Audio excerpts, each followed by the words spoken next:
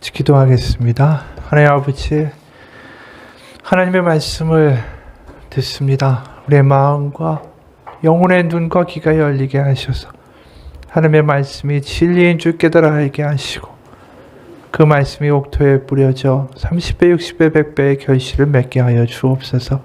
전하니나 듣는 자나 성령으로 한영되게 하시고 이 시간 하나님의 강력한 역사와 기름 부으심이 있게 하여 주옵소서. 살아계신 우리 주 예수 그리스도의 이름 받들어 기도합니다. 아멘.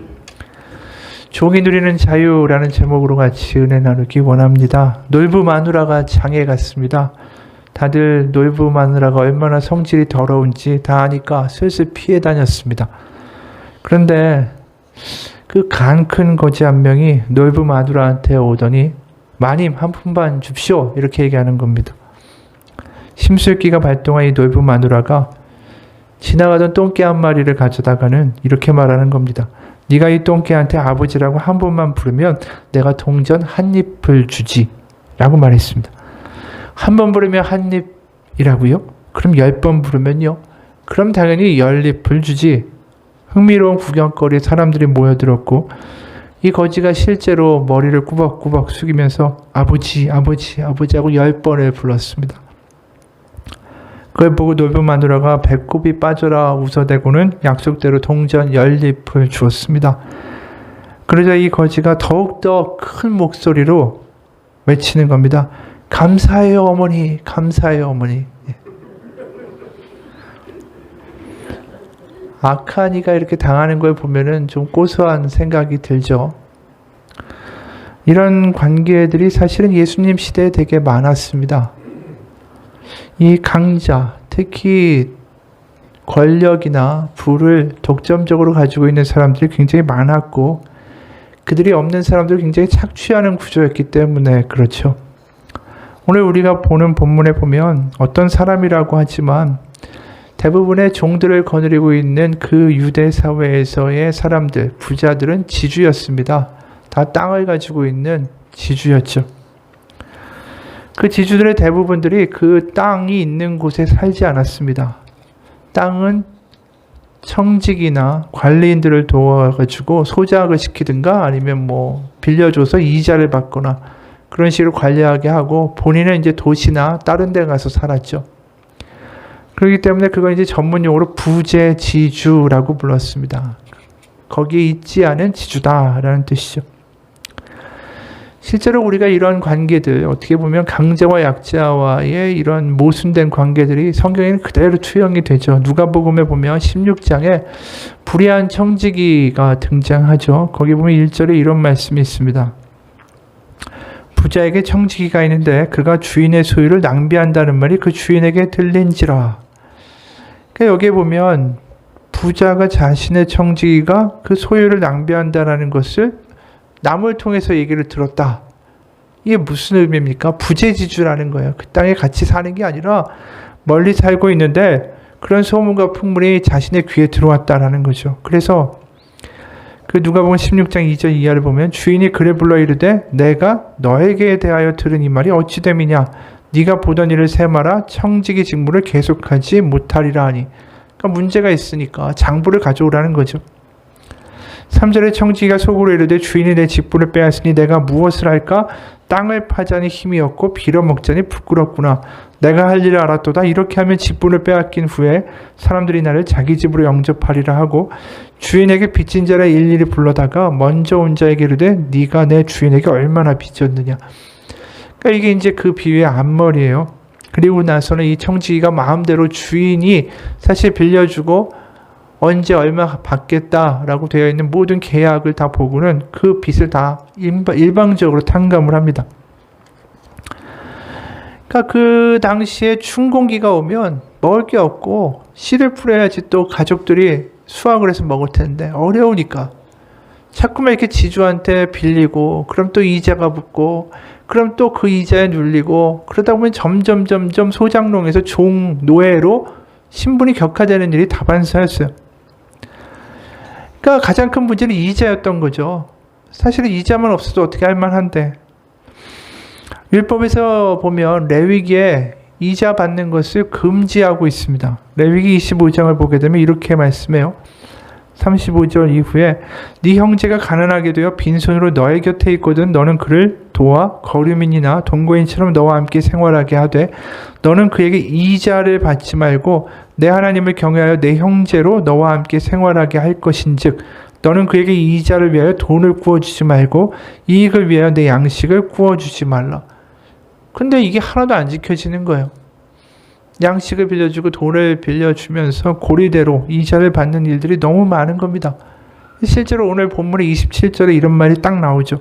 그러면 네가 마땅히 내 돈을 취리하는 자들에게나 맡겼다가 내가 돌아와서 내 원금과 이자를 받게 하였을 것이니라. 그러니까 그 사회의 모습이 그대로 드러나는 겁니다. 고리대가 있고 이 소장농이나 어려운 사람들이 되게 힘들게 살아가야만 하는, 그러다 보니까 세금도 내야 되죠. 성전에 성전세 내야 되죠. 거기다가 이자 갚아야 되죠. 그러니까 너무 힘든 거예요, 생활이. 그런 상황에서 이제 예수님이 이 비유를 청중들한테 들려주실 때 청중의 회중의 대부분들은 다 어려운 사람들 아니겠어요? 그러니까 부자에 대해서 어느 정도의 선입견을 갖고 있고 반감도 있는 이들한테 부자의 이야기를 하는 겁니다. 타국에 갈새 이 부재지주를 딱 떠올리게 하는 내용이 등장하는 겁니다. 근데 갑자기 어떻게 이야기가 진행이 되냐면 그 지주가 5달란트, 2달란트, 1달란트를 종들에게 나누어 주었다. 이게 굉장히 놀라운 이야기예요. 왜냐하면 타국으로 갔다.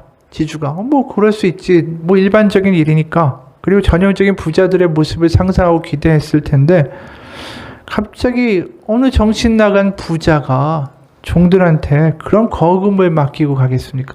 상식적으로 말도 안 되는 얘기를 지금 예수님이 하신 거예요. 애초에 여유자금이 있으면 고리대를 넣어가지고 이자를 받지 무슨 종들한테 그렇게 돈을 줍니까? 가지고 도망가면 어떡해요? 여기 나와 있는 1달란트, 2달란트, 5달란트, 이 달란트는 그 당시의 기준으로 6천 데나리온으로 환산돼요. 데나리온은 뭐냐면 일반 성인 남자가 하루 동안 노동을 꼬박 해야 받는 돈이 1데나리온입니다. 그러니까 1달란트를 얻으려면 6천일을 꼬박 일하고 하나도 안 쓰고 다 모아야 돼요. 그러니까 16년 동안을 하나도 안 쓰고 모아야지 만드는 돈이 1달란트라는 거예요.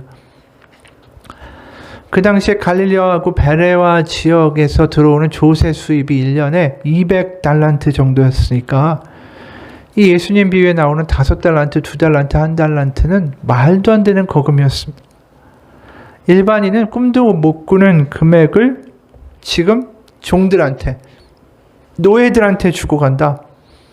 이게 황당한 일이에요. 황당한 일. 그 돈이면 얼마든지 딴 나라 가서 팔자 고치고 도망갈 수 있는 일인데 거기서 또 다른 또 놀라운 일이 연속되어 이야기가 진행되죠. 이 노예가, 종이 5달란트를 가지고 도망도 안 가요. 그 다음에 고민도 하지 않고 바로 나갔다라고 이야기해요. 16절에 보면 5달란트 받은 자는 바로 가서 그것으로 장사하여 또 5달란트를 남기고, 그러니까 이 거금을 가지고 고민도 안 하고 바로 나갔다고 하죠. 그 다음에 또 100%의 이윤을 거뒀어요. 그렇게 큰 금액을 가지고 고민도 안 하고 뭘 할지 궁리도 안 하고 바로 나가서 장사를 했다고 하고, 장사가 쉬운 것인가? 아니죠. 우리가 해봐서 알잖아요. 그 당시에 특히 더 그랬습니다. 그 거금을 가지고 뭔가 하려고 하면 관청하고도 뭔가 연줄이 돼야 되고 고관 대작들하고도 뭔가 연줄이 닿아야 돼요. 다. 근데 일개 노예가 무슨 연줄이 있어서 장사를 그렇게 하겠어요. 게다가 뭐 무역을 했을까? 무역도 지금도 사고가 나는데 그 당시에 항해술이 어땠겠어요? 일기예보도 모르는데 커피 타면 파손하는 일이 부지기수고 강도도 얼마나 많습니까? 무역을 할 수도 없어요. 그런데 지금 장사를 해가지고 100%의 이득을 남겼다. 대단한 이야기를 하는 거예요. 배운 것도 없는 종이 어떻게 이런 일을 하겠는가? 이 말도 안 되는 주인의 이야기하고 말도 안 되는 종의 이야기를 한 겁니다. 이 종은 엄청 능력자예요. 주인은 정신 나간 사람이고. 그런데 보통 사람들이 이 비유 예수님의 말씀을 들으면서 나도 그럴 수 있겠다. 뭔가 공감이 가는 인물이 누구냐 하면 의외로 한 달란트 받은 사람이에요. 이 사람은 그 당시에 굉장히 상식적이고 보편적인 방법대로 행한 거예요.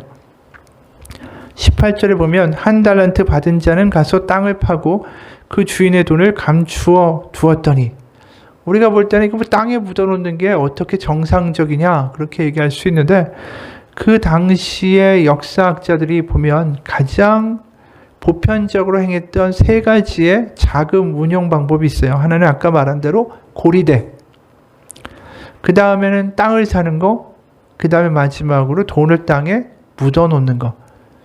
왜냐하면 걸핏하면 전쟁이 나는 시기니까 이 언제 무슨 일이 벌어질지 모르는 거예요. 그러니까 땅에다가 돈을 넣어두고, 또 전쟁이나 무슨 사고가 터지면 누구한테 돈 빌려줬다가 그 사람 죽으면 못 받잖아요. 그러니까 지금같이 안정적인 사회가 아니었다라는 거예요. 담보가 있는 것도 아니고. 그러니까 이 한 달란트 받은 종이 그 세 가지 중에 마지막 걸 택한 거예요. 자기가 16년 동안 꼬박 따위라고 하나도 안 쓰고 모아야 되는 이 거액을 갖다 놓고 가장 합리적이고 가장 안정적인 방법을 택한 겁니다. 게다가 장사하다가 잊어버리면 이거 어떻게 할지 감당도 계획도 안 쓰는 겁니다. 그런데 오늘 보면은 주인은 5달란트, 2달란트 가지고 떠난 사람들 이렇게 칭찬해요. 21절에 잘하였도다 착하고 충성된 종아, 네가 적은 일에 충성하였음에 내가 많은 것을 내게 맡기리니 내 주인의 즐거움에 참여할지어다. 무모하죠. 무모하고 어떻게 보면 이해가 안 가는 그런 사람들은 칭찬을 해주고, 그 다음에 공감이 가고 나를 합리적이고 위험을 회피하고 안정적으로 했던 그 한 달란트 바로 받은 종에게는 이렇게 말합니다. 26절에 그 주인이 대답하여 이르되 악하고 게으른 종아, 나는 심지 않은 데서 거두고 해치지 않은 데서 모으는 줄로 네가 알았느냐. 그 종을 뭐라고 표현합니까? 합리적이고 이성적인 종이 아니라 악하고 게으르다라고 이야기해요. 이 예수님의 비유를 듣는 사람들한테는 굉장히 의외의 말씀을 하신 거예요. 어리둥절한 거예요. 뭐 이런 주인이 다 있나? 뭐 이런 종들이 있나? 도대체 이 비유는 뭘까?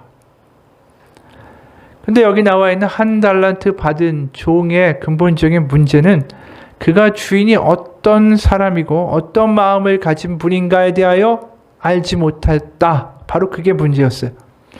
다시 말하면 그가 가진 가장 큰 문제는 그가 주인이 어떤 사람인 줄을 몰랐다는 데 있다라는 거죠. 그게 지금 문제를 가져온 거예요. 우리가 이 비유를 들었던 그 당시 사람들이 이해 못하는 것처럼 이 주인은 종들에게 무모할 정도로 나누어 주는 사람이었어요. 그러니까 그냥 나누는 게 아니라 그 종들을 엄청 신뢰하고 그들의 능력, 그걸 떠나서 그들을 믿는 믿음과 마음 가운데 나눠주는 거죠. 설사 그들의 이윤을 남기지 못한다고 할지라도 그건 종들의 책임이 아니었어요. 그것은 바로 그 거금을 나누어준 주인에게 달려있는 것이죠. 자그마치 5달란트면 100년을 일해야지 얻을 수 있는 돈인데 그런 돈을 애초에 종들에게 나누어준다. 그런 모험을 한다. 그것은 마음이 넉넉한 사람이다라는 거예요. 다시 말하면 그 주인에게 종들은 노예가 아니라 사실상 아들들이라는 거죠. 그렇지 않고서는 어떻게 그런 일을 감행하겠어요? 그래서 주인이 자신들을 어떻게 생각하는지, 그리고 또 주인이 자신에게는 어떠한 존재인지를 아는 사람들, 그거에 감동하는 사람들, 그 사람들은 그냥 뛰어나간 거예요. 그리고 장사한 겁니다. 거기에 대조되는 게 이 한 달란트 받은 사람의 이야기예요. 그는 주인을 어떻게 묘사하냐면 24절, 25절 한 달란트 받았던 자는 와서 이르되 주인이여 당신은 굳은 사람이라 심지 않은 데서 거두고 해치지 않은 데서 모으는 줄을 내가 알았으므로 두려워하여 나가서 당신의 달란트를 땅에 감추어 두었었나이다.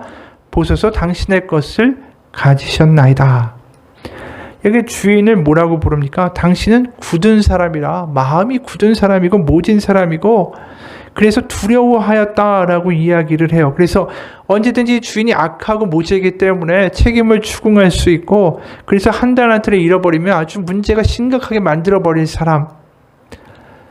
바로 이 말은 뭡니까? 다른 종들은 주인과 자신의 관계를 거의 아들로 생각하고 있는데, 이 한 달란트 받은 사람은 주인이 어떤 사람인지 몰라요. 그리고 자신은 언제든지 내쳐질 수 있는 소모적인 존재라고 정의하고 있다라는 거죠. 거기서 모든 문제가 발생한 거예요. 바로 종들의 행동의 차이는 주인에 대하여 어떻게 생각하고 있는가, 주인이 어떤 분인가, 그리고 주인에게 나는 어떠한 존재인가에 대하여 잘 알지 못했다라는 데 있는 겁니다. 바로 오늘 비유가 이야기하는 건 다른 게 아니에요. 여기 나와 있는 주인은 바로 예수님을 가리킵니다. 예수님이 죽으시고 부활하시고 승천하시고 다시 재림하실 때까지의 기간을 타지해 가셨다라고 표현한 겁니다.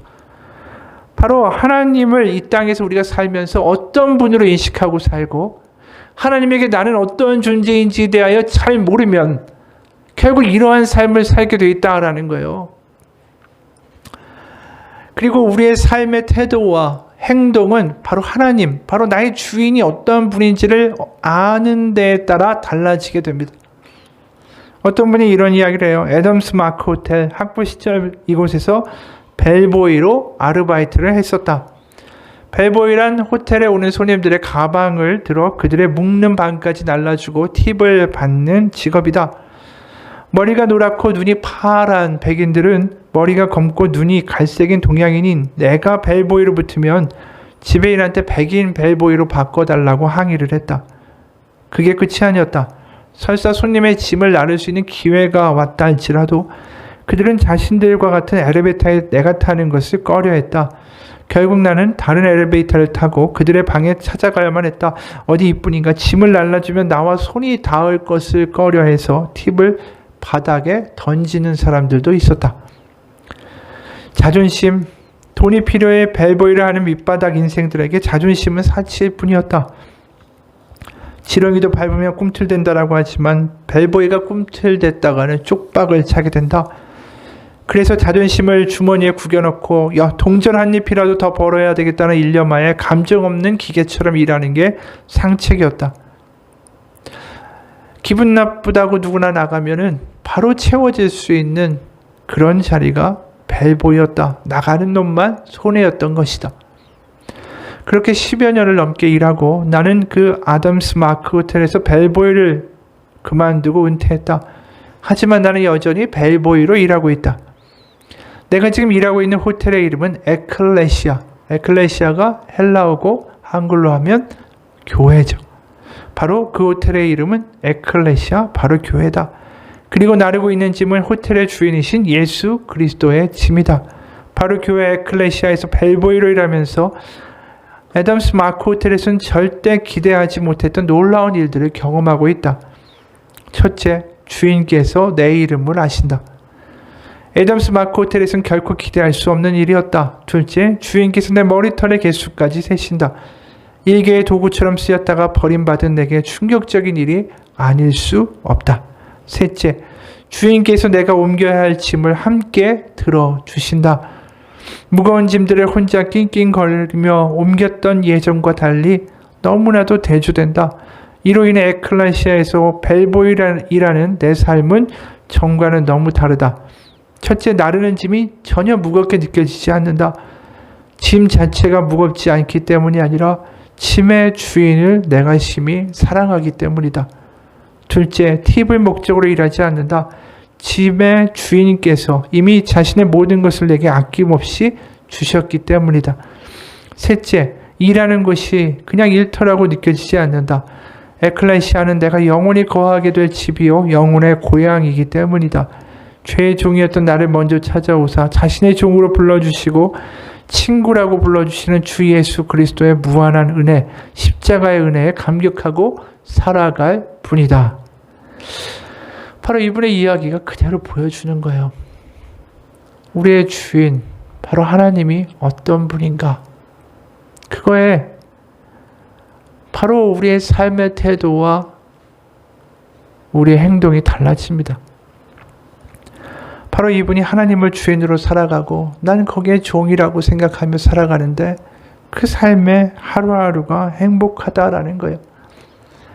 세상에서 섬겼던 주인들은 다 마음이 굳고 심지 않은 데서 거두고 해치지 않은 데서 모으는 자들이었지만, 그리고 차별과 자신의 이익을 탐하는 자들이었지만, 하나님은 다르다.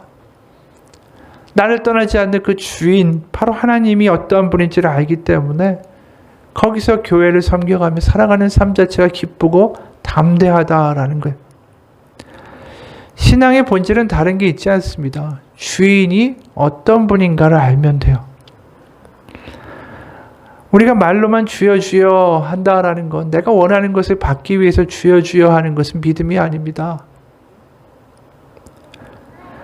바로 지금 5달란트, 2달란트 능력대로 주인이 주었다라고 말하지만 그 5달란트는 결국 뭘 의미하냐면 바로 그만큼 하나님, 바로 주인의 마음과 사랑에 감격했다라는 표시예요. 5달란트 받은 자는 뭐냐면 그만큼 감격한 거예요. 하나님에 대해서. 하나님이 어떠한 분인지, 하나님의 사랑이 어떤 분인지, 하나님 예수 그리스도의 십자가의 은혜가 무엇인지 감격한 사람. 그 감격이 5달란트에 이르는 사람. 그만큼의 돈을 주어도 나는 하나님 포기할 수 없다라는 사람. 100년 일해야 얻을 수 있는 돈을 줘도 나는 하나님을 버릴 수 없고 주인을 버릴 수 없다. 바로 그 이야기를 하는 거예요. 그만큼 하나님을 알고 하나님이 어떤 분인지 은혜를 경험한 사람은 다르다라는 거예요. 실제로 사도행전을 보면 사도들이 정말 하나님의 사랑을 경험하고 하나님 살아계시다라는 걸 알게 되잖아요. 그럼 그 사람들이 두려워서 다락방에 숨어 있을 수가 없어요. 다 뛰어나갑니다. 다 뛰어나가요. 그 사람들이 능력이 있습니까? 능력 없어요. 그냥 어부였고 세리였고 뭐 그냥 말단의 인생들이었어요. 별 볼 일 없는 창녀들도 섞여 있고. 근데 그 사람들이 다 뛰어나갑니다. 왜? 감격하니까. 그러면서 사도행전 4장 29절에서 32절을 보면 이런 말씀이 있어요. 주여 이제도 그들의 위협함을 굽어보시옵고 또 종들로 하여금 담대히 하나님의 말씀을 전하게 하여 주시오며 손을 내밀어 병을 낫게 하시옵고 표적과 기사가 거룩한 종 예수의 이름으로 이루어지게 하옵소서 하더라. 비기를 다음에 모인 것이 진동하더니 무리가 다 성령이 충만하여 담대히 하나님의 말씀을 전하더라. 여기에 뭐라고 얘기합니까? 그들이 기도할 때 종들로 하여금 담대히 하나님의 말씀을 전하게 해달라라고 이야기해요. 자신들을 종이라고 이야기합니다. 감격한 종. 이제 5달란트 100년이 되는 금액을 줘도 바꾸지 않을, 나는 하나님 바로 그분의 사랑과 은혜에 감격한 종들이다고. 바로 이 종들, 감격한 우리에게 하나님 능력을 부어주사 손을 내밀어 병을 낫게 하옵시고 표적과 기사가 예수 그리스도의 이름으로 일어나게 하여 주옵소서. 이 얼마나 담대한 모습이에요. 그리고 실제로 3,000명, 5,000명 되는 사람들이 회심하고 예수님께 돌아오는 역사가 나타납니다. 그들의 능력일까? 전혀 그들의 능력이 아니에요. 무슨 어부하고 세리하고 별 볼 일 없는 사람들이 이야기한다라고 그런 일들이 일어나겠어요.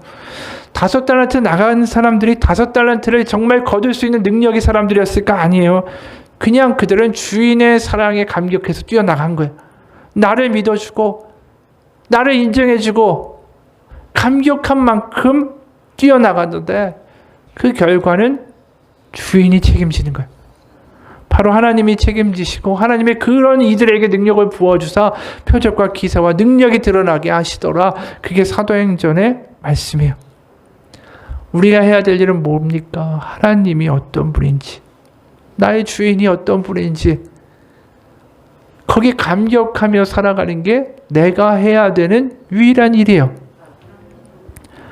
어느 믿음의 형제가 있습니다. 그가 이제 앞으로 아프리카 현지에서 선교 사역을 해야 되겠다라고 작정을 했어요. 그래 아프리카를 알아야 되니까 NGO 단체에 가서 미리 좀 일을 해봐야지. 그래서 이제 아프리카의 2마을을 가게 됩니다. 케냐와 에티오피아에 있는 마을을 가게 됐어요.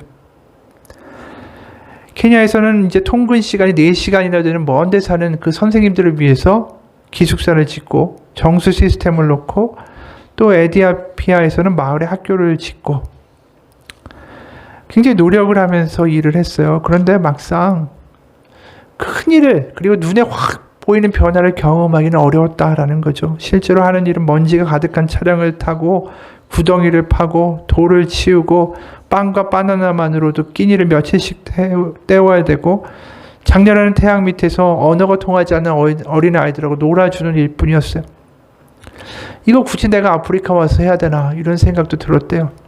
게다가 어떤 날은 일하고 있는 마을에 옆에 마을에서 약탈을 하러 들어온 거야. 그래서 기껏 지어놓고 만들어놓은 걸 다 약탈을 가고 빼앗아 갔습니다. 이런 일이 닥치니까 낙담이 되는 거예요. 왜 이런 일을 해야 될까? 왜 좋은 직장 버리고 여기 와가지고 이런 불확실한 일들을 해야 되는 건가? 아무 돈도 받지 못하고 왜 나의 마음과 영혼을 바쳐가며 이런 일을 할까?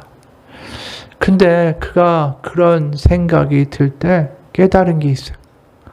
뭐냐 하면 결과는 내가 만들어내는 게 아니구나. 나는 하나님이 아니고 나는 그냥 하나님을 알고 하나님 의지하고 하나님 사랑하고 하나님이 어떤 사랑으로 나를 사랑하셨는지 감격해서 그 자리에 있으면 되는 거구나.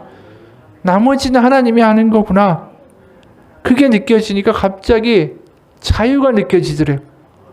와, 언제 건물에 쓰고 언제 뭘 하지가 아무 염려가 안 되는 거예요. 그냥 내가 여기에 있는 것 자체로 기쁘고 그러면서 결과에 대해서는 전혀 신경 쓰지 않는 종이 되어버렸어요. 그러니까 거기서 자유가 나오고 담대함이 나오고 하나님이 하실 거야 라는 용기가 나오게 되더라 라는 거예요. 하나님이 어떠한 분인지를 알고 그분에게 감격하기 시작하면 거기서 자유가 나오고 일의 결과에 대하여 두려워하지 않는 믿음이 나오게 되어 있습니다. 그렇기 때문에 우리가 우리의 생각 가운데 하나님을 가두는 것만큼 답답한 일이 없어요. 오늘 1달란트 받은 종의 가장 큰 잘못은 하나님, 바로 그 주인을 자신의 생각 안에 가두어 버린 거예요. 딱. 그러니까 가만히 보면 그는 주인의 종, 하나님의 종이 아니라 자기 생각의 종이었어요. 자기 생각과 판단의 종이 되어 살아간 거예요. 하나님의 종이 아니라 사랑의 종, 하나님의 종, 주인의 종이었다면 그가 그렇게 살지 않았어요. 그냥 뛰어나갔을 거예요. 나를 인정해주고 나를 사랑해주고 나를 포기하지 않고 결과도 책임지시는 저 주인이 있다. 내 아버지가 있다. 내가 그냥 나가야지. 나머지는 아버지께서 책임지실 텐데. 설사 잃어버리면 어때요? 잃어버리고 왔다고 탓하지 않았을 거예요. 우리의 생각을 쫙 붙들고 거기다 하나님을 집어넣어버리고 그러면서 하나님 이렇게 하셔야 된다고 하고 하나님한테 때로 원망하고 하나님 어떻게 이럴 수 있습니까? 하나님 불공평합니다. 하나님 어떻습니다? 이렇게 이야기해버리는 그 순간 우리는 1달란트 받은 종의 자리에 가 있는 거예요. 나의 생각의 종이 돼버린 거예요. 내 생각의 종이 되면 얼마나 끔찍합니까? 내가 생각하는 게 능력이 있어요? 소망이 있어요? 내 안에서 나오는 능력과 소망과 희망과 진짜가 있습니까? 없어요. 내 생각의 종이 되면 항상 불안하고 염려되고 걱정되고 절망해요. 이러다가 더 아프면 어떡하지? 이러다가 망하면 어떡하지? 내 생각의 종이 되어 사는 사람, 그 1달란트의 결말 우리가 알고 있잖아요. 어두운 데 가서 이를 갈며 서 있으리라. 그게 주인이 주는 징벌이 아니라 스스로가 그렇게 만들어버려요. 결국은. 어느 유방암에 걸린 자매가 이런 간증을 했습니다. 나는 회복 속도가 제일 빠른 환자였다. 같은 병실 환자들은 젊은 사람이 죽겠구나 라고 생각했다고 한다. 그도 그럴 것이 다들 0기에서 2기 사이의 환자들이고 종양의 크기도 2cm 내외였는데 나는 9.5cm까지 자란 상태였기 때문이다. 한 환자가 내게 물었다. 수술 전에 받은 MRI 검사가 너무 힘들었죠? 아니요. 저는 잘 잤어요. 어떻게 잘 잘 수 있어요? 예수님이 주인이시잖아요. 아, 네. 그는 복잡한 표정을 지었다. 나처럼 증상이 심각한 사람은 우리 병실뿐 아니라 다른 병실 어디에도 없었다. 그들은 죽음의 문턱까지 간 내가 자신들과는 다르다라고 생각하는 것 같았다. 수술 전 환자 중 한 사람이 내게 다가와 말했다. 절망하지 말고 하나님 붙드세요. 나는 기회가 이때다 싶어서 바로 대답했다. 하나님이 살려주셨는데 어떻게 절망할 수 있겠어요? 회개한 순간부터 저는 살았고 예수님이 제 주인이 되셨어요. 그러자 그는 멈칫하며 태도를 바꾸었다. 그래도 젊은 사람이 신앙에 너무 깊이 빠지지는 말아요. 순간 나는 깨달았다. 믿으면 믿고 안 믿으면 안 믿는 것인데 대충 믿는 게 너무나도 자연스러운 기독교인들이 세상에 너무나 많다라는 것을. 수술 후에 암 환자들이 내게 모여들어 어떻게 그런 상황에서 멀쩡하게 나을 수 있는지를 물었다. 그도 그럴 것이 여전히 병색이 완연한 그들의 모습과 내 모습이 너무나도 달랐기 때문이다. 바로 부활하신 예수님이 나를 만나 주셨고 성령님이 예수님의 약속이 다 진실임을 알게 해주셨고 그러면서 예수님을 주인으로 믿고 맡겨드리고 천국을 소망했을 뿐인데 기쁨과 평강이 물밀듯이 넘쳐왔다. 내가 자랑할 것은 예수뿐이었다. 그러면서 주님에게 내가 사명을 다하라고 하나님이 시간을 주신 것이다 라는 생각이 들었다. 살아간 시간이 늘어난 만큼 주의 일을 기쁘게 감당하는 하나님의 사명자 종이 되리라 다짐했다. 우리 병실에서 종양이 1cm 미만으로 가장 병기가 낮았던 환자가 수술이 끝난 후에 치료를 걱정하며 두려워했다. 그는 항암과 방사선 치료를 짧게는 2개월, 길게는 10개월 정도 병행해야 했다. 그때 가장 심각한 환자인 나는 치료가 끝났다. 전부 절제를 했으니 방사선도 필요 없고 항암 대신에 항호르몬 약만 먹으면 됐다. 보통 유방암 3기 이상 환자는 치료기간이 1년 반인데 나는 딱 6개월에 끝났다. 내 가슴에 새겨진 흉터는 주님의 따스한 손길이 닿은 훈장이다. 2012년에 처음 암 진단을 받았을 때 병원에서는 내가 길어야 2, 3년 살 거라고 예상했다. 하지만 나는 여전히 새 삶을 살며 누리고 있다. 자신의 생각에 사로잡혔으면 매일매일이 지옥이요. 우리한테 만약에 당신이 1년 아니 한 달 살고 죽습니다. 그러면 억울합니다. 아니면 낙담되거나 여러 가지 생각들이 들 거 아니에요. 근데 이 여자분의 놀라운 고백은 뭐냐면 자신의 생각에 종이 되고 있지 않다라는 거예요. 그에게 이런 담대함과 자유와 용기와 기쁨이 넘쳐나는 건 그가 하나님의 종이 됐기 때문에 바로 하나님이 주시는 그 사랑과 살아계심과 감격이 그만큼 느껴지니까 종이라는 단어가 우리에게 부정적일 수 있어요. 노예란 뜻이니까. 그런데 그 종은 억지로 하기 싫은 걸 하는 종이 아니에요. 여기서 하나님의 종이 된다는 것은 오히려 하나님의 은혜와 자유가 나를 통해 흘러가는 통로가 된다는 뜻입니다. 감옥에 갇혀 있지 않고 자신의 생각의 종이 아니라 하나님의 종이 된 사람들이 자유함으로 나아가는 거예요. 지금 보이는 것이 다가 아니다라는 것을 아는 거죠. 그러니까 사도행전에서 별 볼 일 없던 이들이 뛰어나가요. 자신의 생각과 자신의 판단에 묻혀 있으면 영원히 나가지도 못하고 원망하고 답답해하고 숨어 살아야 하는 사람들이 나갈 수 있는 용기가 나오는 거예요. 그래서 오늘 5달란트, 2달란트 받은 이들이 뛰어나가는 거예요. 바로.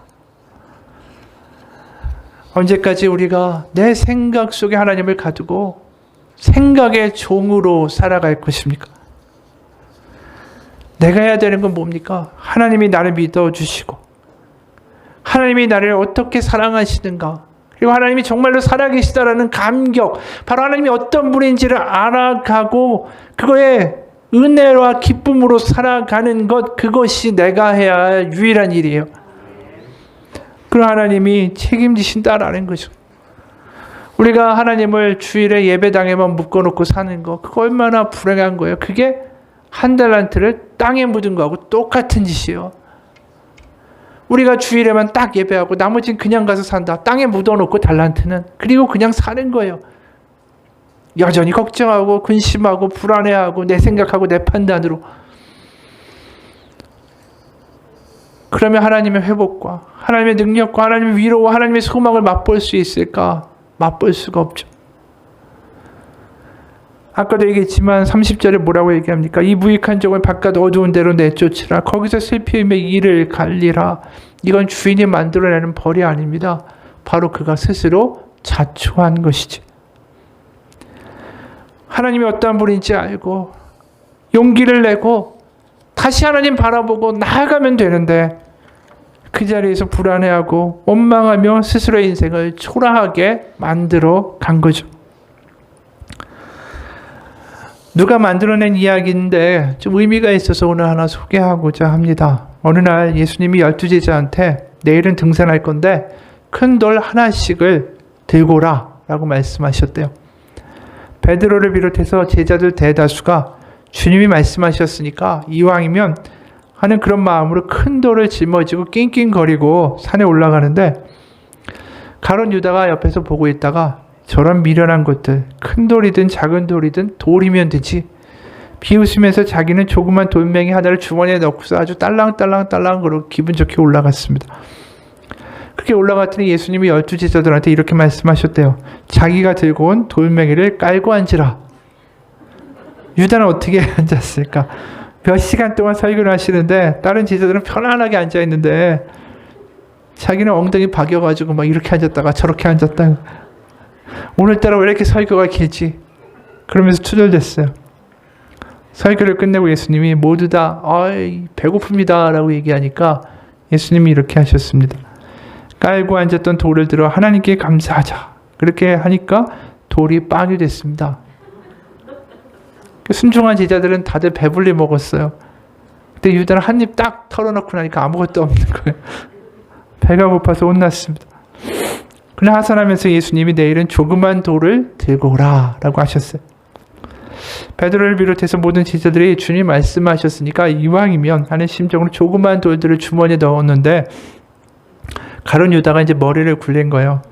이걸로 또 빵을 만들어 주시지 않을까 하고 큰 돌 서너 개를 낑낑거리고 가지고 왔습니다. 예수님 말씀을 하시고는 이제 큰 대추나무를 이제 가리키시더니, 자, 작은 돌들을 던져서 대추를 따먹어라. 제자들은 신이 나서 주머니에 가득 든 작은 돌들로 대추를 맞춰서 따먹었는데, 유다는 큰 돌 3-4개 던질 수도 없고 남 먹는 거 쳐다만 보고 왔다라는 거죠. 우스갯소리 같은데 우리가 그렇게 하나님을 믿는다라는 거예요. 믿는 것 같지만 내 생각이 앞서가요. 내 생각 때문에 망하는 거예요. 1달란트, 바로 내 생각에 빠져 사는 사람, 그 사람 하나님의 능력을 경험할 수 없습니다. 하나님, 때로는 우리가 이런 생각할 수 있죠. 하나님, 왜 이렇습니까? 당신은 굳은 사람이다 라고 이야기하는 1달란트 받은 종처럼 하나님 원망할 때도 있을지도 몰라요. 하나님 나한테 관심이 없는 것 같고, 하나님 왜 내 삶이 이렇습니까? 그러면서 점점 우울과 분노와 내 생각으로 빠져 들어가면 들어갈수록 그것은 나를 멸망하게 하는 길입니다. 분명히 우리가 교회 와서 듣게 되는 건 다른 게 아니에요. 우리가 생각의 종이 되지 맙시다. 하나님의 종이 됩시다. 하나님의 자녀가 됩시다. 분명히 하나님이 나를 통해서 역사하시고 하나님의 끝은 결코 비극이 될 수 없습니다. 하나님이 기뻐하는 자, 하나님 그 사람에게 능력 주시고 그 사람에게 하나님의 역사를 베풀어 가십니다. 그걸 선언하고 선포하고 나의 영혼에게 말하는 것, 그게 우리의 예배가 되어야 된다라는 것이죠. 그래서 5달란트 받은 종처럼 우리가 예배드리며 감격하고 세상으로 나가는 거 아닙니까? 내 생각을 가지고 또 바깥으로 나가는 게 아니라 나는 하나님의 자녀고 하나님의 종이고 하나님이 정말로 살아계시고 하나님이 나를 포기하지 아니하시며 나를 위해 저 아들 예수 그리스도를 죽게 하셨도다. 그걸 가지고 담대함과 용기로 나아가는 거죠. 그럼 그때 하나님이 내 삶에서 새 일과 새 능력을 행하실 것입니다. 오늘 본문은 결국 그거예요. 하나님이 어떠한 분이신지 알라. 감격하라. 선하시고 자비로우신 그 하나님이 너를 분명히 붙드시고 너의 모든 일의 귀결을 감당하시며 책임지시리라. 그렇게 살아가는 거예요. 그게 믿음이고 그게 참 단순한 본질이에요. 하나님이 어떠한 분인지를 잘 알고 하나님의 종으로 살아가는 것. 마지막 한 이야기로 마치겠습니다. 1960년도에 루비 브리지스라는 여인이 있었는데 꼬마였어요. 그 당시에. 흑인 소녀였는데 최초로 백인들이 다니는 학교에 들어가게 됐습니다. 6살이었어요. 그때 흑백 통합교육을 처음으로 시작하는 초등학교 신입생 4명 중에 하나로 발탁이 된 겁니다. 그때까지만 흑백 분리니까 미국에 흑인 학교, 백인 학교 따로 있었어요. 근데 드디어 흑인 여자애를 발탁해서 백인 학교에 넣은 겁니다. 근데 4명을 전국에서 발탁했는데 딱 이 흑인 여자애 하나만 루이지애나 주의 한 초등학교로 가게 됐습니다. 루이지애나는 미국의 완전 남부예요. 처음 등교하는 날 수백 명의 시위자들이 밖에 서 있었습니다. 심지어 어떤 사람은 관 속에다 흑인 인형을 넣고 질질 끌고 가면서 그 아이한테 그걸 보여준 거예요. 6살짜리한테. 사람들은 지나가는 그 6살짜리 루비한테 침을 뱉고 욕을 했고 죽여버리겠다는 생명의 위협을 받았어요. 아이를 이렇게 두면 정신병 걸리겠다고 싶어가지고 정신과 의사에게 그 아이를 데려갔습니다. 근데 의사가 보는데 이 아이가 도대체 이걸 어떻게 감당하고 있는가, 너무나도 멀쩡한 게 이상한 거예요. 왜 화를 내거나 슬퍼하거나 무서워하거나 두려워하지 않는가? 이해가 안 갔습니다. 그런데 어느 날 아침에 이 루비의 담임 선생님이 루비가 자신에게 저주를 퍼붓는 성난 군중들 앞에 멈추어 섰을 때 루비의 입술이 움직이는 것을 봤어요. 그래서 그걸 의사한테 이야기했습니다. 그리고 의사는 그 루비를 만났을 때 넌 도대체 무슨 말을 중얼거렸니? 라고 물었어요. 그러니까 루비가 이렇게 말했습니다. 기도하고 있었어요. 그 사람들에게 말한 게 아니라 그 사람들을 위해서 기도하고 있었어요. 훗날 루비가 이렇게 얘기합니다. 우리 어머니와 목사님 항상 이렇게 말씀하셨어요. 너의 원수들과 너를 괴롭히는 이들을 위하여 기도하라. 그래서 나는 그렇게 했습니다. 이 꼬마가 그 자리에 선 것은 하나님의 종으로 쓴 거예요. 바로 하나님의 종으로 쓰니까 남들이 볼 때는 가장 왜소하고 가장 별 볼 일 없던 꼬마가 그들을 축복하는 축복자로 쓴 거예요. 그 자리에. 얼마나 당당하고 담대한지 사람들한테 눌리는 게 아니라 바로 그 자리에 하나님의 종으로 쓴 그 아이가 하나님의 담대한 복음을 가지고 그들을 축복하는 거, 그 자리에서 그는 작고 초라한 흑인 소녀가 아니라 하나님의 나라를 선포하는 하나님의 예언자고 종이 되는 거예요. 스스로 신분이 달라지는 거예요. 난 불행한 사람이 아니라 나는 하나님의 종이며 하나님이 나의 편이고 나는 하나님의 딸이다. 바로 그 하나님의 종으로 살아가며 주인이신 하나님이 주시는 기쁨과 감격을 맛보며 세상 가운데 나아가 승리하는 우리의 삶이 되기를 주님의 이름으로 축원합니다. 기도하겠습니다. 하나님 아버지, 우리의 생각에 사로잡힌 종이 되지 않기 원합니다. 우리의 생각의 끝은 항상 허무함과 우울함과 걱정과 두려움입니다. 순간 기분이 좋을 수 있겠지요. 하지만 결국 순식간에 무너져가는 우리의 모습들을 보게 됩니다. 내 생각으로 판단하고 내 판단에 묶여 사는 종이 아니라 하나님의 종이 되어 하나님이 나를 어떻게 생각하시며 나를 바라보시는가, 나를 어떻게 구원하셨는가, 바로 그 감격과 기쁨에 사로잡혀 살아가는 하나님의 종으로 살아가기 원합니다. 100년 모아야 모을 수 있는 돈보다 바로 하나님, 바로 그분이 나에게 소중합니다. 그것과 바꿀 수 없는 감격이 나에게 있습니다. 그걸 가지고 살아가는 사람은 이 세상의 종이 될 수 없고 세상 가운데 승리하며 담대하며 하나님 가운데 기쁨과 자유를 얻어가는 사람이 될 것입니다. 하나님 우리에게 성령으로 충만케 하사 그 기쁨을 확인하게 하시고 하나님께 사로잡혀 살아가는 하나님의 종으로 자녀로 살아가는 축복 허락하여 주옵소서.